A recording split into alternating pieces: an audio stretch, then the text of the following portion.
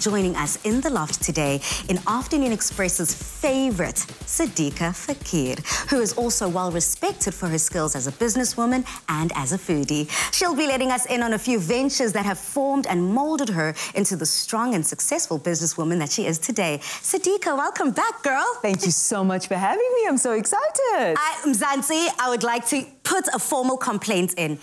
I feel like Sadika is somewhat of a vampire. Are you aging backwards? What is going on?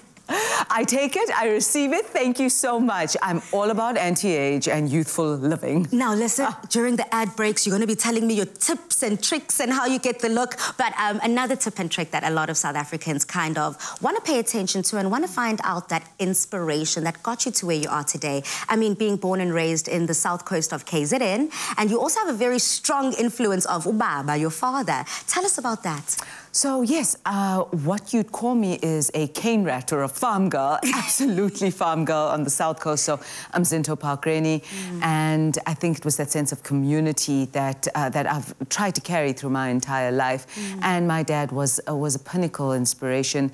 He was an accountant, and I think what the foundation is, he found a gap in the market. He taught accounting and then studied accounting to actually practice it.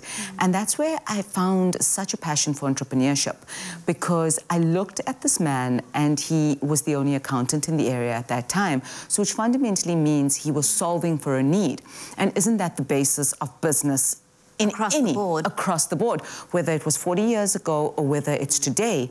You must solve for a problem, and in turn you must, outside of solving for a problem, make the world or the community that you operate in a better place. And that was the second thing he did. He worked with small businesses. And this is, I guess, why I'm so passionate about small businesses as well. And I get excited when somebody comes to me and goes, I have this idea. And absolutely, because this is what the world and this country needs. Because something that you have been very open and vocal and vulnerable about is your struggles with obesity and weight as a child. You have now transformed your entire life to where you find yourself today. I mean, talk to us about your journey. And also, do you have any advice for those young boys and girls with body dysmorphia, eating disorders, and who are battling? Of course. I've walked this journey from the age of 3. And I was put onto diets because when you have baby and there's puppy fat, there's a perception, this baby or this child's going to be big for the rest of their lives. So I was put onto my first diet when I was 6 years, counting points and getting ribbons for every kg and fearing that weigh-in. I think it was on a Wednesday afternoon at a school, and it was a cold, nasty school. And I've perpetually tried every single diet, fought with myself, fought with people, every diet. You name it, I have been on it. And you come to realize as you go up and down, because when I was younger, yes, I had lost the weight and it was fantastic. It comes back because there's something that you have to realize, that obesity is a disease. And obesity is not just a physical thing, it's an emotional thing. And you've got to sort out what is inside. And that's something that I've absolutely had to learn. As my dad passed away, I shot up in weight. So what does that mean? There is an emotional issue or baggage linked to weight. And that's something that I've come to realize for myself, that as something goes wrong or something's not balanced in one's life, my body gives in. And that's something that I've had to go, so, okay, how do I deal with the pain or the baggage on this side to allow my body to heal on the other side? And it was an inward journey where I shot up in weight and I got to a stage of 124 kgs. So consistently big, consistently being teased. At school, my worst fear was getting onto the scale because the boys are going to tease me, and that's exactly what happened in primary school and high school. Consistently being teased.